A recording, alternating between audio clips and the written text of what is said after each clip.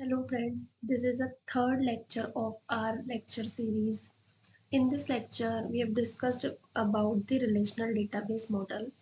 Relational database model is also known as RDBMS.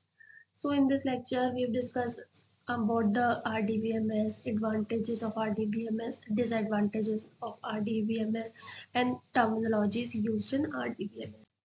So what is RDBMS? It is first introduced by EF Code.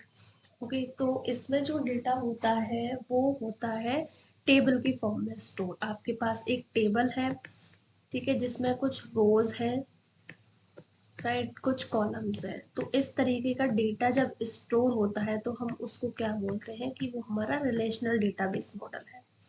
ठीक है, तो relational database model में जो हमारी रोज होती है, ठीक है, रोज को हम टपल बोलते हैं या रिकॉर्ड्स बोलते हैं। अपनी रोज को टपल्स और रिकॉर्ड्स, ओके। और इसमें जो हमारे कॉलम्स होते हैं वो होते हैं एट्रीब्यूट्स, राइट। तो रिलेशनल डेटाबेस मॉडल सिंपली ये मतलब है कि हम अगर अपना डेटा रोज और कॉलम्स की फॉर्म में यानी कि टेबल में स्टोर कर रहे हैं तो उस डेटाबेस को हम रिलेशनल डेटाबेस मॉडल कहेंगे, है ना। तो जो रिलेशनल डेटाबेस मॉडल है ये बहुत ज़्यादा यूज होता है और इसमें कुछ इसके एग्जांपल्स हैं like SQL, MS SQL server, IBM DB two, Oracle, MySQL, MS Access, ये सब जो है हमारे वो आरडीबीएमएस पर बेस है। मतलब ये सब के सब टेबल की फॉर्म में हमारा डेटा स्टोर है, तो उसको हम एक्सेस करने के लिए इन सब टूल्स का यूज करते हैं। जहाँ पर हमारे पास बहुत सारी टेबल्स होती हैं तो उन टेबल के पास कुछ प्राइमरी कीज होती हैं, फॉरेन की होती है। ये सब हम आने वाले लेक्चर्स में पढ़ेंगे कि ये सब होता क्या है और इन सबको आपस में कनेक्ट करके कैसे हम डेटा फैच करते हैं, कैसे डेटा स्टोर करते हैं, कैसे एक वैल्यू से दूसरी वैल्यू हम फाइंड आउट करते हैं, ये सब हम आगे पढ़ेंगे। तो हम एक तरीके से ये कह सकते हैं कि डेटाबेस क्या है, आरडीबीएमएस क्या है, कि जहाँ पर हमारे पास सारा डेटा टेबल्स के फॉर्म में स्टोर है। ठीक है, it is a collection of a set of tables which is directly accessed by these tools. Okay, ये रिलेशनल डेटाबेस मॉडल होता है। अब देखो ये एग्जांपल है रिलेशनल डेटाबेस मॉडल का। यहाँ पे देखो हमारा सारा डेटा किस में स्टोर है, एक टेबल में स्टोर है। ठीक है, इसके कुछ फील्ड्स दे रखे हैं कि ये जो हमारी रोज है E1, E2, E3, E4, ये क्या है, हमारी रोज है। पूरा का पूरा एक एम्प्लॉय के बारे में डेटा यहाँ स्टोर है कि E1 एम्प्लॉय आईडी है किसी एम्प्लॉय की जिसका नाम राहुल है, उसकी पोस्ट क्लर्क है और सैलरी उसकी 2000 है। तो इस चीज को हम बोलेंगे रोज, रिकॉर्ड और टपल। ठीक है, इसके बाद ये जो हमारे कॉलम है, एम्प्लॉय आईडी, ई नेम, पोस्ट, सैलरी, ये क्या है, हमारे एट्रीब्यूट है जिन्हें हम कॉलम, फील्ड और एट्रीब्यूट भी कहते हैं।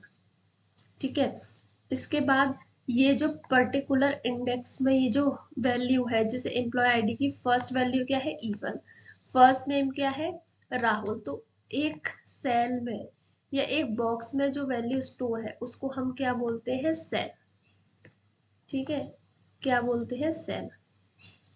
और उस पर्टिकुलर टेबल में हमारी कितनी रोज है उनको बोलते हैं हम 4, यानी कार्डिनैलिटी। ठीक है, अगर हमारे इसमें और ज्यादा रोज होती तो हम क्या बोलते कि हमारी कार्डिनैलिटी क्या है, 5 है। अगर 5 रोज होती, अभी हमारे पास सिर्फ 4 रोज है तो हम क्या बोल रहे हैं, 4 हमारी कार्डिनैलिटी है। ठीक है, और कितने नंबर ऑफ कॉलम्स है वो हमारी होती है डिग्री उस पर्टिकुलर टेबल की। ठीक है, यानी कि इसमें अगर हमारे 4 कॉलम है, जैसे एम्प्लॉय आईडी, ई नेम, पोस्ट, सैलरी, हमारे 4 कॉलम है तो हमारी डिग्री क्या है इस रिलेशन की, 4। टेबल को हम रिलेशन भी कहते हैं। रिलेशनल डेटाबेस मॉडल का मतलब यही है कि टेबल में डेटा स्टोर है तो इस टेबल को हम क्या बोल रहे हैं, रिलेशन। ठीक है, तो ये जो हमारा पूरा सब कुछ जो दिया हुआ है ये किसके बारे में, ये सारा कुछ हम बोल रहे हैं कि ये क्या है, एक रिलेशन है।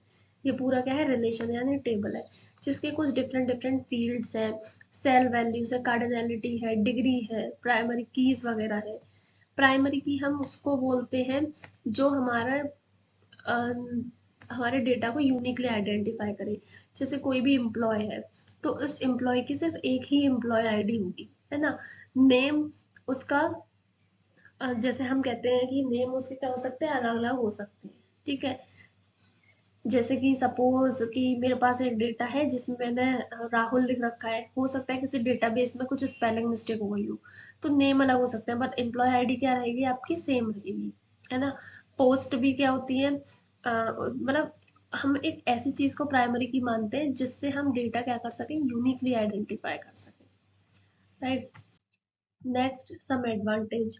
एडवांटेज इसकी ये है कि डेटा क्या है, रो और कॉलम्स की फॉर्म में स्टोर होता है, तो हम उसको इजीली एक्सेस कर सकते हैं, इजीली समझ सकते हैं कि किस रो की क्या वैल्यू है, पूरे उस पर्टिकुलर एम्प्लॉय की क्या पूरे उसका डेटा है, क्या एम्प्लॉय आईडी है, क्या उसकी पोस्ट है, क्या सैलरी है, क्या उसकी कॉन्टेक्ट डिटेल है, ऐसे बहुत सारे सेल्स हम उसमें या बहुत सारे कॉलम्स बना सकते हैं। तो रोज और कॉलम की फॉर्म में होता है डेटा, तो हमारे क्या अच्छे से हम उसको समझ सकते हैं और इजीली उसको एक्सेस कर सकते हैं। RDBMS में ऐसा नहीं है कि एक टाइम पर एक ही यूजर उस पर काम करेगा, ये मल्टीपल यूजर को भी काम करने का सपोर्ट देती है, ठीक है। और इसकी एडवांटेज क्या है कि लार्ज डेटा को इजीली हैंडल करती है, ठीक है। और एग्जांपल क्या है कि टाइम को सेव करती है, ठीक है, सारा डेटा क्या है आपका एक ही जगह पे स्टोर है। जैसे सपोज स्टूडेंट का डेटा है, बहुत सारे डिपार्टमेंट होते हैं, एग्जाम डिपार्टमेंट अलग है, ऑफिस अलग होता है जहाँ एनरोलमेंट वगैरह आईडी उसकी होती है, जहाँ वो फीस जमा करता है, ठीक है। ऐसे ही डिपार्टमेंट अलग है, तो हर जगह का डेटा हर किसी के पास होता है ना। अगर सपोज किसी यूजर किसी स्टूडेंट का हमें कुछ भी इंफॉर्मेशन चेंज करनी है, तो हर एक प्लेस पर जाकर हमें चेंज करना पड़ेगा, है ना। और अगर हमारे पास RDBMS है तो हमारे पास क्या है, सारा डेटा एक ही जगह एक कॉमन प्लेटफॉर्म पे है, जिसको जिस अकॉर्डिंग देखना है वो उस अकॉर्डिंग अपना डेटा क्या करता है, पैच कर लेता है। तो ये हमारा टाइम बचाता है कि हम 3 अलग अलग जगह अपडेट करने की जगह हमने एक ही प्लेस पर अपडेट कर दिया। डेटाबेस एडमिनिस्ट्रेटर के पास प्रिविलेज होता है ये कि वो किसको क्या एक्सेस देना चाह रहा है। अगर वो सबको सारा एक्सेस देना चाह रहा है तो क्या होता है कि वो सारा एक्सेस एक पर्टिकुलर यूजर को मिल जाता है। अगर वो चाहता है कि इसके पास सिर्फ इस चीज का कंट्रोल रहे, तो डेटाबेस एडमिनिस्ट्रेटर को RDBMS ये फैसिलिटी प्रोवाइड करता है कि प्रिविलेज प्रोवाइड करता है कि कस्टमर से या यूजर से कुछ डेटा को वो हाइड कर सके या कुछ डेटा को रिस्ट्रिक्ट कर सके, ठीक है। अगर ये फैसिलिटी तो ऑब्वियसली आपका RDBMS क्या है, सिक्योर है ना। उसकी सिक्योरिटी क्या हो गई, ज्यादा हो गई, ठीक है। डिसएडवांटेज क्या है, ऑब्वियसली जब हमें इतने सारे फीचर्स हम इसके देख रहे हैं, लार्ज डेटा ये यूज कर रहा है, तो उसकी कॉस्ट क्या होगी, हाई होगी, क्योंकि हम हमारे पास जितना लार्ज डेटा होगा उतनी हमारे पास कैपेसिटी होनी चाहिए, उतना ही अच्छी प्रोसेसिंग स्पीड होनी चाहिए। और जब हम ये चीज कलेक्ट करेंगे तो ऑब्वियसली क्या होगा कि हमारा को कॉस्ट ज्यादा इन्वेस्ट करनी पड़ेगी एक सॉफ्टवेयर बनाने के लिए। और RDBMS के लिए जैसे मैंने बताया कुछ टूल्स, माई सीक्वल, MS एक्सेस, ठीक है, सीक्वल, ये सब और एक कल, ये सब क्या है, एक स्पेशल सॉफ्टवेयर है। अगर हमें इस पे काम करना है तो हमें स्पेशल सॉफ्टवेयर क्या है, रिक्वायर्ड है। तो ये सब इसके डिसएडवांटेजेस है। बेसिक टर्मिनोलॉजीज या कंपोनेंट आप कह सकते हैं RDBMS के जो होते हैं, जैसे रिलेशन या टेबल, टेबल को हम रिलेशन भी कहते हैं, रोज या रिकॉर्ड, ठीक है, कॉलम और एट्रीब्यूट, डेटा आइटम्स या सेल या value, degree, cardinality, domain, null values और डेटा इंटीग्रिटी, ये कुछ इसकी बेसिक टर्मिनोलॉजीज है जो हम यूज करते हैं, ठीक है, जो हम कॉमनली बोलते हैं RDBMS जब हम क्रिएट करते हैं। इनके बारे में डिटेल में हम नेक्स्ट लेक्चर में पढ़ेंगे। This is all about my lecture. Thank you.